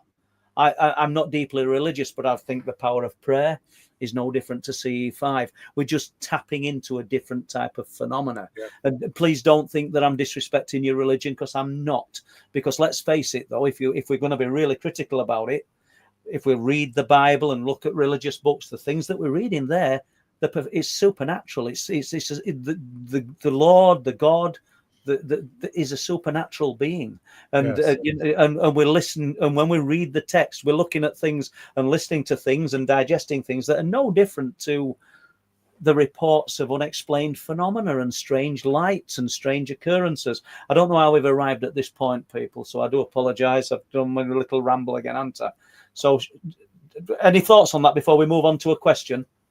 Yeah, I would say that it would categorically suggest consciousness has been absolutely read. It's being read from your C5s to everything, your your initiatives. Sorry, I forgot it then. I get a bit tired. Yeah, it's consciousness. Yeah. So, the werewolves were horrifying. Bigfoot can be horrifying. I would be horrified if I saw him, I can assure you. And the werewolves, I don't want to see them. But they're kind of based on the folklore. So it's taken something. Is it possible that it's using this force is using some things that we might consider to be feasible, even though they're astronomically ridiculous? But aren't they? Yeah, absolutely. It's on the fringe of reality. It's on the fringe of it. So it will use them. And the spacemen was a fantastic opportunity, I think. Because when you look at space itself, it is so astronomically vast. We can't even get our heads around it. And I often wondered when I was younger, we've gained a lot more data now using the new satellites they have, the James Webb Space Telescope and all that, but they're not getting really any answers at all. No. I mean, the teacher told me about the Big Bang, and I actually put my hand up and said to him, well, what caused it? You don't question. All right? It happened. Just keep adding another note. Yeah. But our own galaxy would take us, the Milky Way, to reach, I think, the center of it at the speed of light, 30,000 light years. I think that's what it was. Or so why do we have 25 to 30,000 light years? That's in our own quadrant. So unless you've imagined what you've seen and experienced, and Philip's imagined it, and I've imagined it, and the vast majority of people in chat have imagined it, why do we have to keep considering that these things come from the outer reaches of space? They're already here. That's my point I'm trying to make, is the distance is so phenomenal. It's as if we weren't meant to travel. The light speed hypothesis gives us that answer already. It's going to be excruciating. No matter how advanced our technology gets, space, I believe, is not the answer. Is it quite possible? I did wonder this. Now, this has been advised by David Icke as well, and other people, that this has been created as a kind of geography to cushion evolution for us, that we can see but we could never reach, so that we are self-contained and satisfied that is so. I don't know. It's like time travel. I mentioned that in Illusions, and my God, did I get flack for that. I got flack for time travel because I actually denounced it. There is something, but I kept thinking, well, how can you drive a machine through time that is a human construct? There's nothing to time. It's an illusion. We've been dogmatized into believing that it's a reality when it's nothing more than the ticking of a clock. And yet people think they can drive a machine through the very fabrics of that clock. You can't. There is something else. I mentioned perhaps they've got it wrong. And it's when the scientists were stating, the astronomers, time is space. The universe does not pander to time. Let's get it straight. It does not pander to time at all. Our time, what we've created, but it's completely separate a man-made from that. That's right. So all these things, have we got it slightly wrong? That we have to strip away the wallpaper to get to the undercoat, to actually start again to look at this from perhaps a new rational perspective. Even the phenomena, as I stated, I'm not saying that the atomic magician, as I called it, is everything. It might be a part of the whole. There are other things possibly here. So I'm not going to stand on anyone's toes to contest their opinions. They are entitled to their opinions, as I am mine. I don't have any answers, but I think it's always good. That's what I do, is to throw things out, as yourself, Paul, yourself. A very respected researcher you are, and the thing is, you throw them out there because the wonderful people here are the keys. They could be the keys to unravel something that we haven't thought of, that might be completely different to anything we could imagine of what we're dealing with at this time, and certainly from the past, what our ancestors have witnessed and seen. And make no mistake, this phenomena is real, because I've seen it myself, you've seen it yourself. We just don't know what it is. We just don't know. Absolutely. And before we go to questions, and you can do the same, I'd just like to say that anybody interested in the Truth Proof books can go to truthproof.uk, and you can obtain the books through there. And if overseas purchasers, please visit the link which is on the eBay link, because we can use global shipping. If you're interested in the DVD that myself and Les Drake have made, truthproof.uk, same as the overseas link, eBay, and it's also available on Amazon Prime. And other than that, what about your books? Are they all out of circulation at the moment due to Philip Mantle being out of circulation? Yeah, they're I think the audio books are available, the audio. But yeah, I mean, I'm not on here, to talk about them, because I think it's good that... Well, I realise that, but it's good to know what you're about, because I do know that Philip's writing a book, and I've put a bit of input into it with him about the cryptids, and we'll maybe talk. Are you? Yeah, that's Philip's. He's redone this one. This is his Terrestrial Trespass. This is his book. Okay. So he's done all that, and I argued with him about the size of it. I said, "No, that's a nice size." The truth is, we couldn't get the writing fitted in there. We're on Amazon, and the blasted thing wouldn't do it. So I said, well, let's just make it huge, and it fits. But actually, it's a really, really, really beautifully turned out really well. I've got the book, and it's a great book, and hopefully Illusions is going to be in print again shortly. And you guys can, in chat, if you haven't already purchased it, when Philip Mantle was doing Flying Disc Press, we'll be able to find that. So the reason why they were retracted is there's a very good reason for it. He's been a wonderful gentleman to myself and Philip. He's helped us no end, and he's just lovely, just a smashing guy. If it wasn't for him, I wouldn't be here, really, because he's the one who really encouraged us, inspired us, and I mean that truthfully. I mean that truthfully. I might have, for the Illusions book, I was thinking about having, because it delves into cases of the dogmen. Martin Groves, I've spoken to him, and he's allowed me to use his chilling case, what happened in Land Between the Lakes. And he was a deputy sheriff, along with his mate. They were turkey hunting. So I might have, because it encompasses more of the dogmen, we're using my art, my ZBrush, 3D sculpting software, because it takes me hours to produce anything. It's like using plasticine, but I've mastered it to the point where you can add layers. The teeth look real, the eyes look real, the fur, so I might have half the face of a werewolf on there, or dogman, because the first one has the demon on, the reptilian half of it. So I thought it'd be nice to have half of the wolf on the next one. That would be quite nice. I think I'll do that. And you're so lucky talking to Martin, because I'd love to get Martin on Truth Proof. I spoke to Ron Moorhead, and I think I'd consider it complete if we got Martin Groves on. And I have spoke to Martin, so that's what I'm going to aim for. But are you still okay for a few questions? Of course, yes, of course. Let's just put this up then, and let's have a look. Do we think when they take you, it's our astral bodies that are being taken? That's what Lisa asks. It's quite possible. Who knows? Because we haven't got an answer. I mean, was I, when I was in the presence of the doctors, as I call them, whatever they were, was that astral projected? Was I taken up by astral? I don't know. It's quite possible. I can't rule that out. We can't rule it out because we don't know. And then people will say, well, it was a dream. I can assure you they were not dreams. They were not dreams, as Lisa would confirm with as well. These things, they're very strange. Yeah, quite possibly. It could be that they take you, like, your soul out, or part of you out. And in dreams, I mean, I've got no knowledge of going anywhere. I've got to admit. whatever interacted with me were on terra firma. Well, you know, their dreams. If you know nightmares, we can distinguish the difference. Yeah, absolutely. But you know, you don't wake up from a dream and find holes in your body. That's right. Yes. And that's what I don't mean I found fascinating, but that's what brings it to reality. So let's have a look at Zeno. Hi, Ron. Could the phenomena could be mass consciousness and gorgeous thought forms from Gaia herself, massive magnetic fields all over the planet, been here the whole time? Don't know or don't know. Random thought. Cheers. Thank you, Zeno. Again, a distinct possibility. Do you know, I've often wondered about Earth. I call her, she, Earth, being consciousness. We don't even know what the planet is. People will laugh and say, well, it's a piece of rock. It's not. We don't know where we originated from. We've got no idea what the cosmos is. Let's be honest. We don't know what we're in. Does it have an edge? We don't know. Does it go on forever?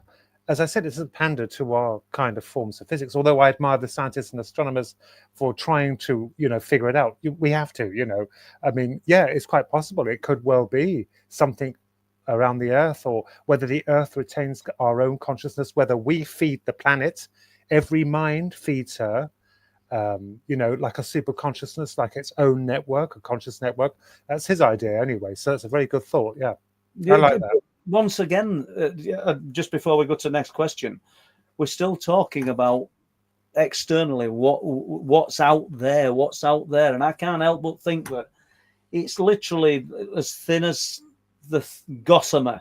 That if we want to connect, if we're in the correct mindset, be it pure emotion, sorrow or elation, we can connect with the phenomena.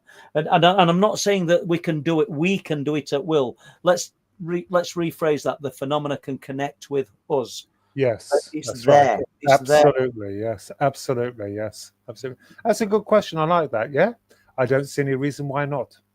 Okay, let's try Lee, who's doing the moderating tonight, and Alison, who's doing the moderating. And just before you answer that question, Gemma, we're going to do moderating. And I am sorry, Gemma, but I just couldn't add you tonight, and that's my daughter. So I'll try and sort that. So, question, Ronnie, why do you believe that paranormal engages with the military on all paranormal activities? Great seeing you here, by the way. Rivington Pike. Yeah, that's a good Lee question. Rock, yeah, that's a good question, because it seems to, doesn't it? I mean, certainly from what I've read, the cases, and also in Utah, Skinwalker Ranch, they have scientists, but also you can damn well bet that that's military as well. They're keeping a keen interest in it through the scientists. But yeah, it's strange, isn't it? Is it to do with weapons division?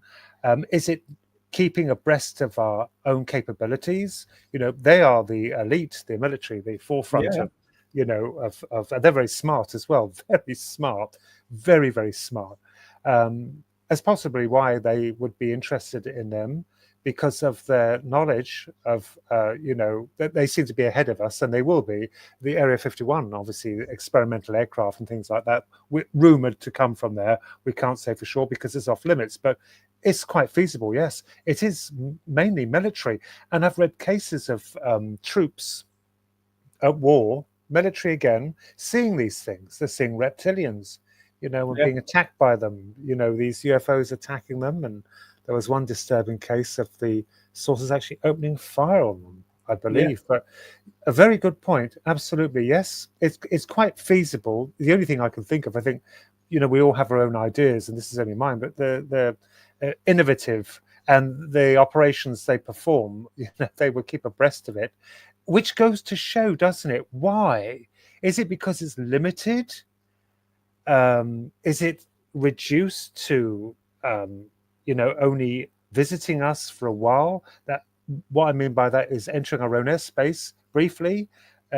Is this Earth hostile to it? In that sense, does it have to send kind of simulated dolls, creatures and things, ships, hardware? I don't know, but that's a very good question.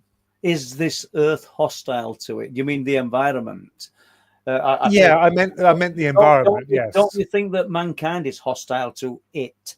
Because I think as soon as it enters our airspace, let's assume it's detected by any force around the world, be it UK, China, Russia, anywhere.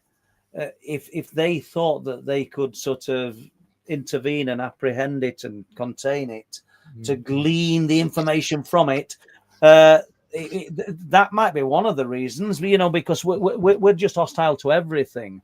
And what would UK want to do if they captured some kind of craft of unknown origin? They'd want to covet it and glean that technology. And what would they want to glean that technology for? To hold superiority over other nations. We must be one of the only species. We're the only species. You see prides of lions where they interact and they fight and take control over other prides, and we see what happens to the offspring. And we won't say the word because it'll probably be banned on YouTube, but you see what happens. But as a species, the human species, we sort of fire rockets up at each other. Do you know what I mean? We're absolutely devastating to our own kind, and we can't give any external intelligence, whether it's from outer space or whether it's literally with the thin fabric of our existence away. We can't give them any kind of confidence that they want to, assimilate and become part of our society, if you like. They're not going to do it, are they? No, if they had many other ways of teaching us or educating us, it seems to be very sloppy, doesn't it? But do they understand us? Do they understand us, Ronnie? Do they understand us? So you walk into. We were in Dane's Dyke. We'll just use that as an example. We've got about 15 minutes. Are you okay for 15 minutes, Ron? Yep. So we're going to Dane's Dyke, me, Ron, and Philip, and we're walking about in there, and we have some kind of experience. And I don't know whether it's euphoric or whether it's frightening, but do they understand what's happening? They might understand on a level of how to evade and how to keep away from our presence, but do they actually understand what we're thinking? Am I overthinking? Do they know everything? I think they do. I think it's very smart, or they're very smart, because the case of Martin Groves, they know us very well. He pulled out a rifle and it understood what that rifle was. It backed off. He was going to shoot at the feet because he didn't know for sure that it was a man in a suit to begin with. Now, that's interesting because your brain does funny things. When you see something, you think it's something that can be explained. But when it grinned down at him, he realized it wasn't, but he still aimed. It knew what the gun was. I think it knows us very well. It would need to.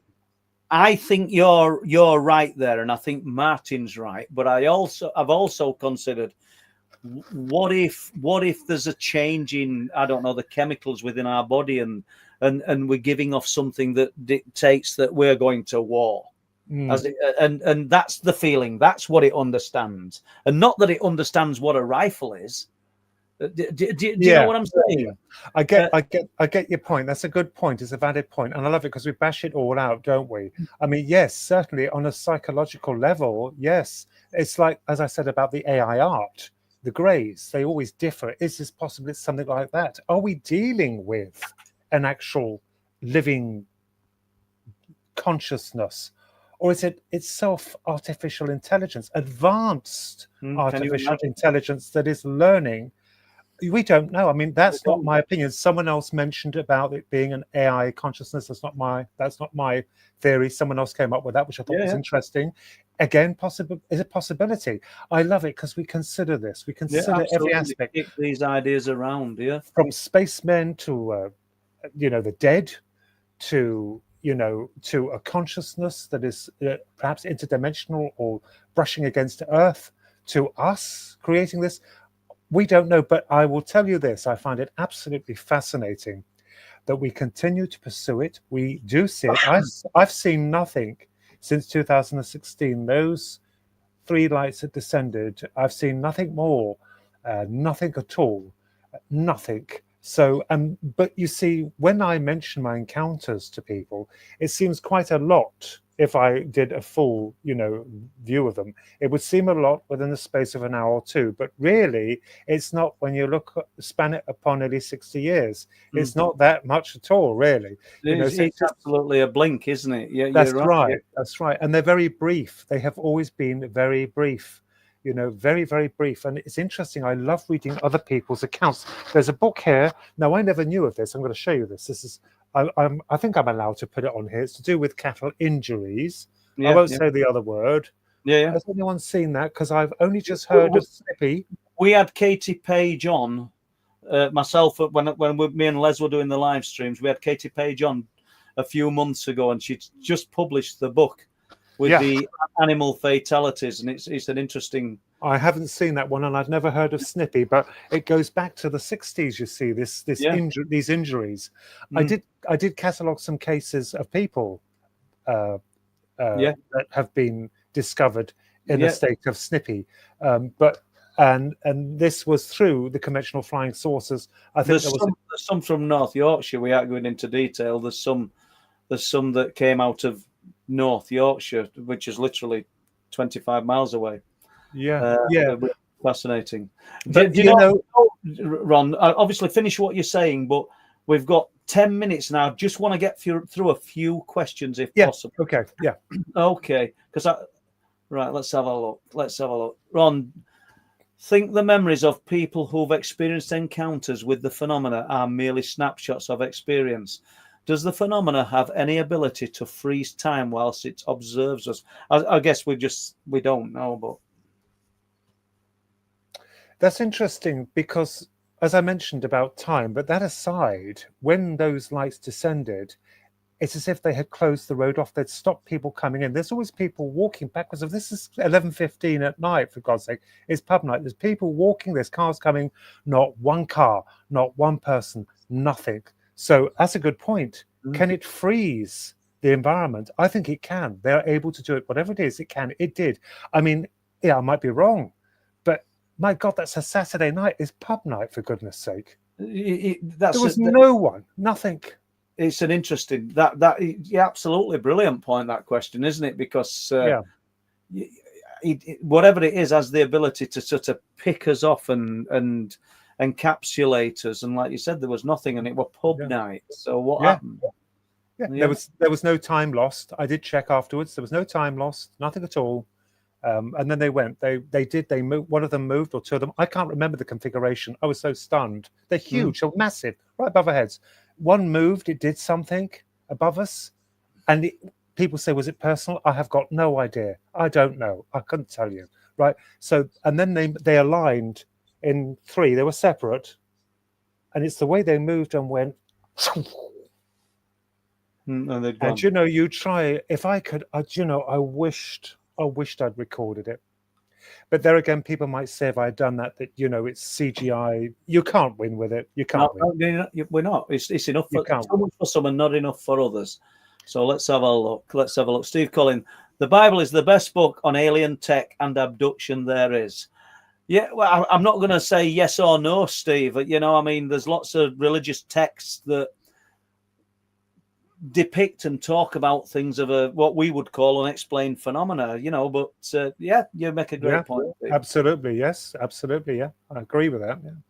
Okay, let's just see what Lisa's got to say. If I can, come on, show her that's it.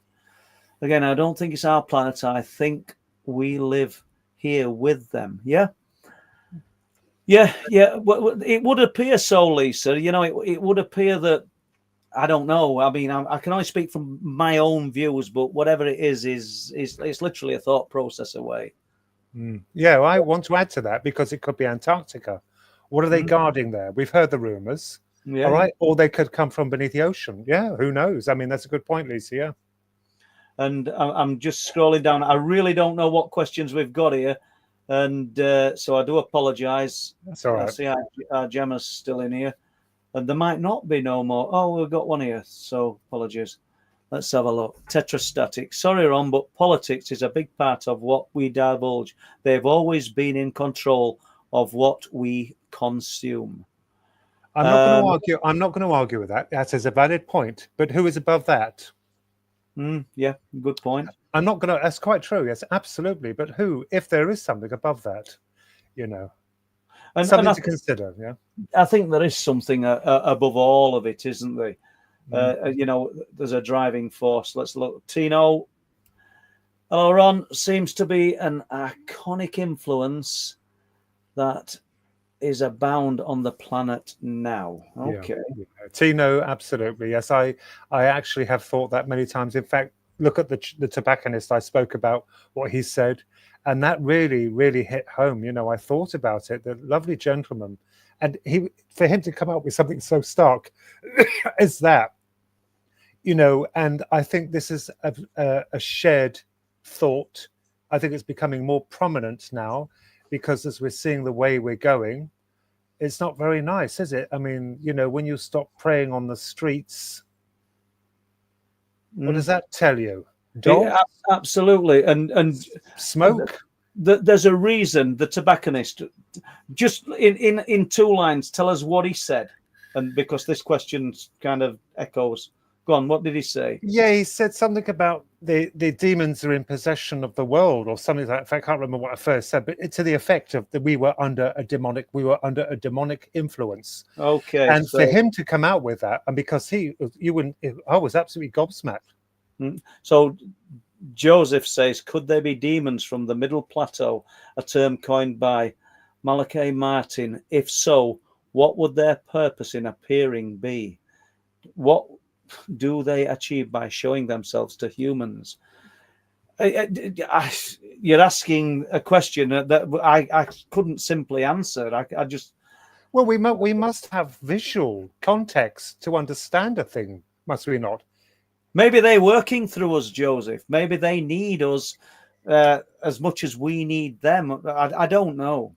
We must have a visual context. This is if they wish to show themselves. If they don't, then yes, it could be kept quiet. But perhaps they become so bold, if that was the case, and if we're talking about them, that they'd rear their ugly heads, you know, perhaps to let someone else know that they're achieving what he doesn't want them to, or the force that is above them. Who knows? That is a biblical context of that anyway. So Terence Willis, what do you make of the hand appearing? I don't know this, Terence, so I apologize. So, and also, I'm sorry, it says shadow beings. Where are they from? Thanks, guys, for the great work, and thank you, Terence. I don't know about the hand. I'm sorry, but the shadow beings, where they're from, we don't know, but they are real. Even my hairdresser, he has seen them. Okay, and he's an Italian. He's seen them, and they are real. We don't know. I mean, you know, there's the whole thing we don't know. We don't know where any of it comes from. We don't even know what they are. I've stated this. We're just speculating to throw all these questions out. You know, the demons, a force, UFOs, consciousness, we don't know. But it's good. And one thing I have discovered is that there are some people who have all the answers, Paul. They've got it all wrapped up. Yeah. And invariably, they've got nothing, to be honest with you. I'm sorry for saying it like that. Be very wary of them. Trust your own insights. Trust your own judgment. Don't even trust me. You know, just trust what you believe. I think truth comes from in here, from what you observe and what you think. That is the way forward for you. Okay. That's probably the best thing that any of us, myself included, have said tonight. Just trust yourself. Go with the gut feeling. You're spot on there. Sometimes camera optics can detect light frequencies that the human eye cannot. You're so true, so right, Julie. And I can't speak for the camera as such, but I can speak for thermal cameras that we're seeing things that through the thermal cameras that are close and around us in these locations that we would never have seen with our own eyes or any other camera. Yeah. Okay. I don't know whether we've got any more questions. I'll just keep going down and we're okay. We're just about finished, people. So if I haven't asked your question, do forgive me. Let's have a look. Lisa has put plenty of questions in tonight. Yes, Ronnie, exactly. They're trying to tell us something. Okay, Lisa. We'll see if we can get one more in. And I'll probably end up getting caned for this, won't I? But, Paul, how long have people been seeing the ghost of big railings? You make a good point. And next time that Ronnie and Philip are in the area, aside from your question, Tony, we'll spend some more time there. And that, incidentally, is probably... I don't know, between quarter and half a mile from where Philip and Sarah saw this shadow being. They've been seeing them ghost of big railings for at least 50 years. And I can cite Andy Barmby and Mick Sigson who've experienced this, and many, many more rock anglers.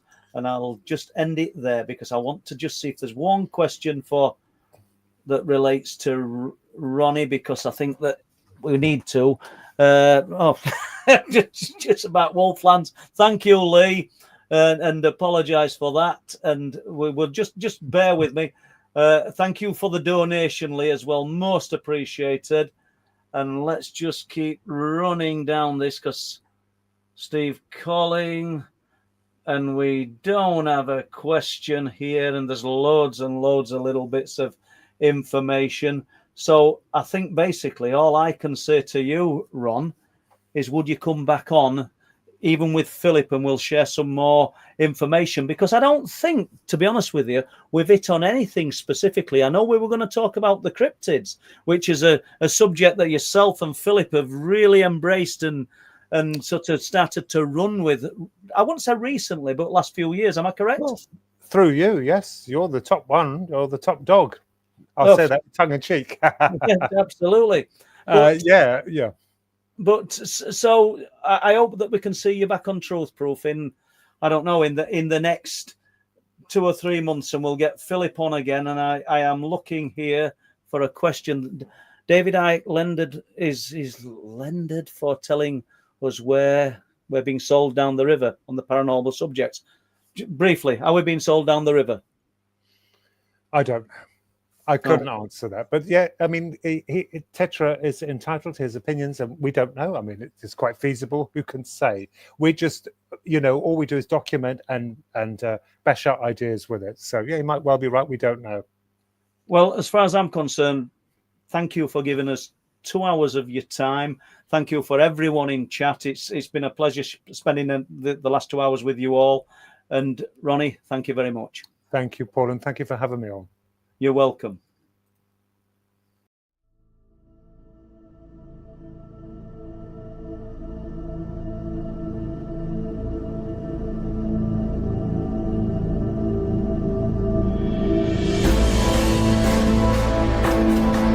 Oh, wow. Saw it twice, so I was like, oh my God.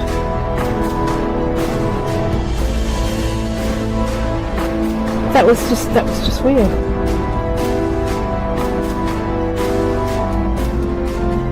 I always used to see a light coming up, Yeah. like a headlight, but there was nobody there.